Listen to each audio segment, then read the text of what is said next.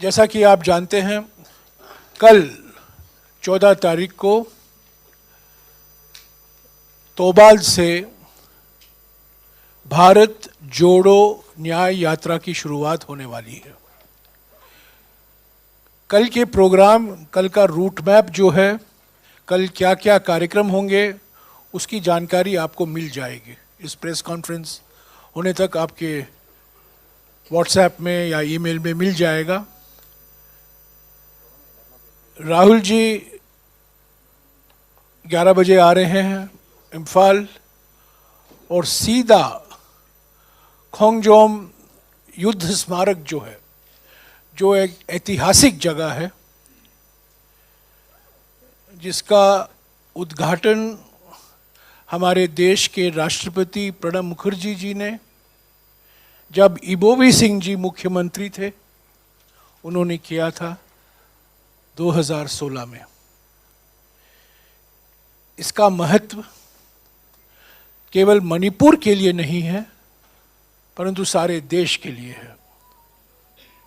And Ibobi Singh ji will explain to you the significance and importance of the Khongjom War Memorial.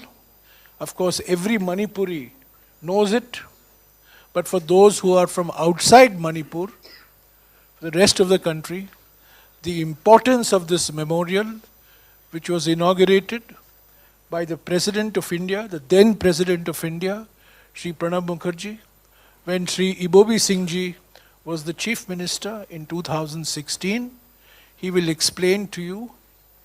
Also, by the end of the press conference, all of you will have got tomorrow's route map. There is a public meeting in Tobal. And after the public meeting, there will be the launch of the Bharat Jodo Nyaya Yatra formally.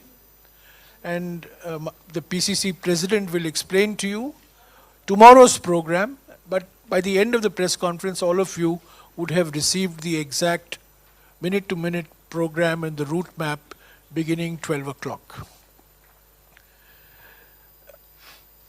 जैसा कि आप जानते हैं, पहले Congress party ने भारत जोड़ो यात्रा निकाली थी।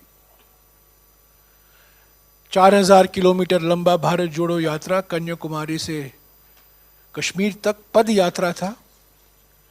करीब 250 भारत यात्री थे। मुख्य यात्री राहुल गांधी जी थे और करीब 145 दिन तक ये भारत जोड़ो यात्रा एक परिवर्तनकारी क्षण के रूप में हमारे देश की राजनीति में उभर कर आया। उसी को आगे लेते हुए, उसी को आगे बढ़ाकर राहुल जी कल भारत जोड़ो न्याय यात्रा की शुरुआत कर रहे हैं। भारत जोड़ो यात्रा और भारत जोड़ो न्याय यात्रा एक तरफ से आप मान सकते हैं कि पहला कदम भारत जोड़ो यात्रा था और दूसरा कदम भारत जोड़ो न्याय यात्रा है। मैंने पहले भी कहा है, पर फिर से दोहराऊंगा क्योंकि ये महत्व है कि भारत जोड़ो न्याय यात्रा क्यों हमने सोचा, कांग्रेस पार्टी के नेताओं में विचार आया कि क्यों हम भारत जोड़ो यात्रा निकालें। आप लोग सब जानते हैं, हमारे संविधान के प्रस्तावना, preamble to the Indian constitution के 4 मुख्य स्तंभ हैं।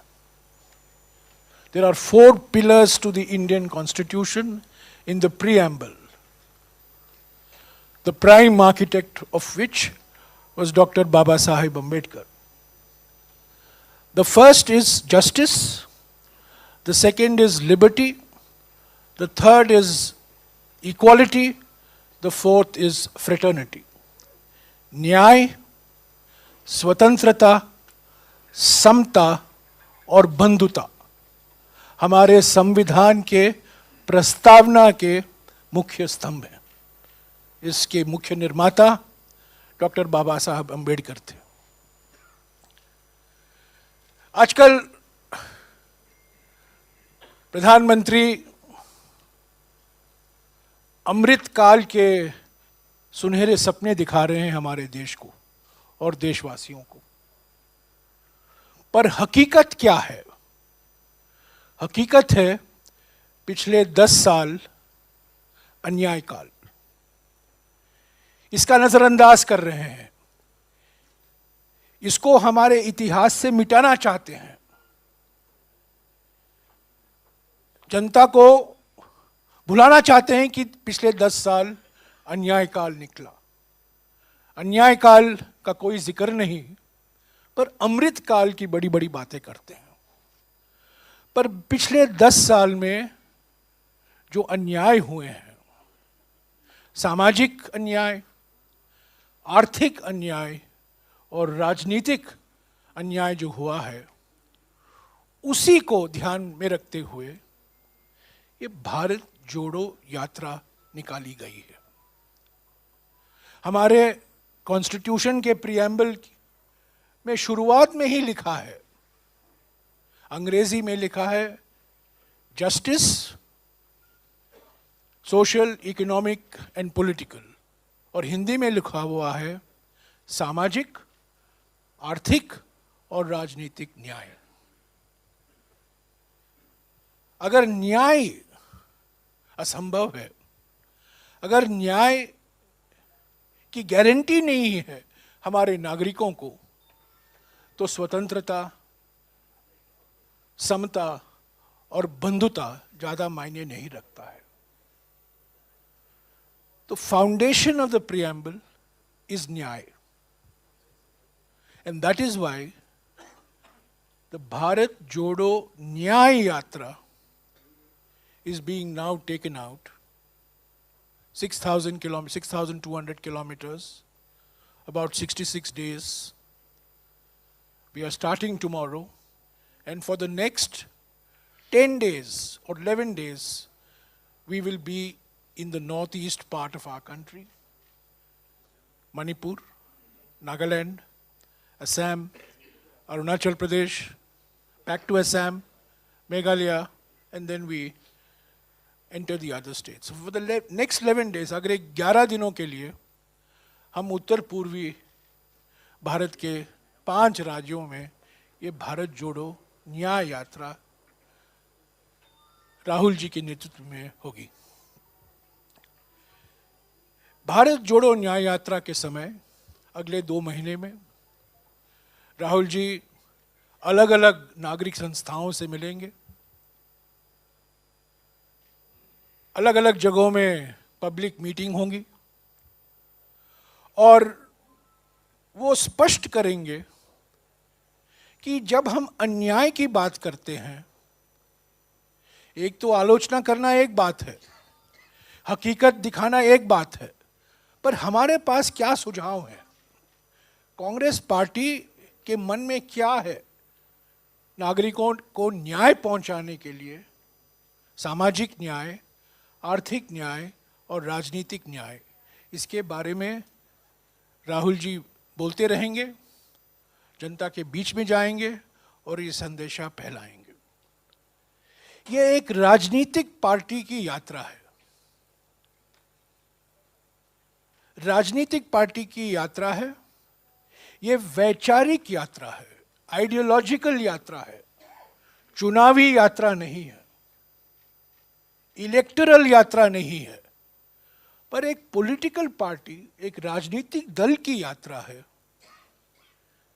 क्योंकि आज हमारे देश में सबसे बड़ी चुनौती ये है कि हमें एक ऐसे विचारधारा का मुकाबला करना पड़ रहा है जो ध्रुवीकरण में विश्वास रखती है, जो अमीरों को अमीर बनाती है और जो राजनीतिक तानाशाही में विश्वास रखती है। तो ये जब हम आर्थिक न्याय की बात करते हैं या आर्थिक अन्याय की बात करते हैं, महंगाई, युवा बेरोजगारी, आर्थिक विषमताएं जो बढ़ती रही हैं, वो मायने रखता है। जब हम सामाजिक न्याय की बात करते हैं, तब हम महिलाओं पर, आदिवासियों पर, दलितों पर, अल्पसंख्यकों पर जो अत्याचार हो रहे हैं, जो एक भय का वातावरण पैदा किया जा रहा है और जो सामाजिक ध्रुवीकरण को प्रोत्साहन दिया जा रहा है, वो मायने रखता है।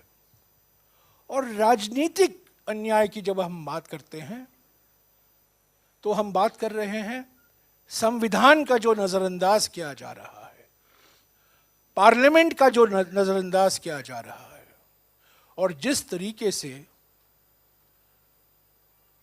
एक तंत्र का तोप चलाया जा रहा है।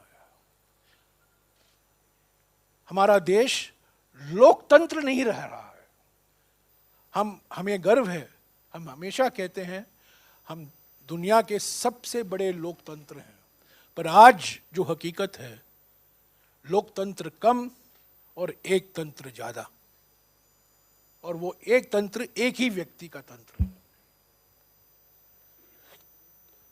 So this is the background to the Bharat Jodo Nyaya Yatra. It's an ideological yatra. During the course of the next 2 months, Rahul Gandhi ji will be interacting with civil society groups. He will be addressing public meetings, 2 public meetings every day. And he will put forward to the country a positive agenda on Nyaya. On economic justice, which addresses issues of price rise, unemployment, economic inequality. On social justice, which addresses issues relating to social empowerment of Dalits, Adivasis, OBCs, women, minorities. And how to strengthen the roots of democracy from the grassroots, from Nagar Palikas, from Panchayats, to Vidhan Sabhas, to Lok Sabha and Rajya Sabha, how to strengthen democracy and strengthen democratic institutions. This is an ideological battle that the Congress party has mounted. The Bharat Jodo Yatra was an ideological yatra. The Bharat Jodo Nyaya Yatra is an equally ideological yatra. But it is a yatra of a political party. It's not an electoral yatra. चुनावी यात्रा नहीं है।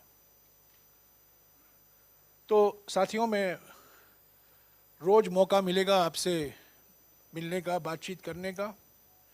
आज मैं इबोबी सिंह जी से गुजारिश करूंगा कि कल के प्रोग्राम का महत्व जो है वो आपको कुछ बातें कहें, और कल के रूट जो बनाया गया है उसके बारे में हमारे पीसीसी अध्यक्ष बोलेंगे, और उसके बाद में आपके कुछ जो सवाल हैं मैं ज़रूर कोशिश करूंगा। और आगे के सवाल अरुणाचल प्रदेश के बारे में हैं तो आप नबम टूकी जी से भी पूछ सकते हैं, क्योंकि भारत जोड़ो यात्रा एक दिन के लिए अरुणाचल प्रदेश में भी जाएगी।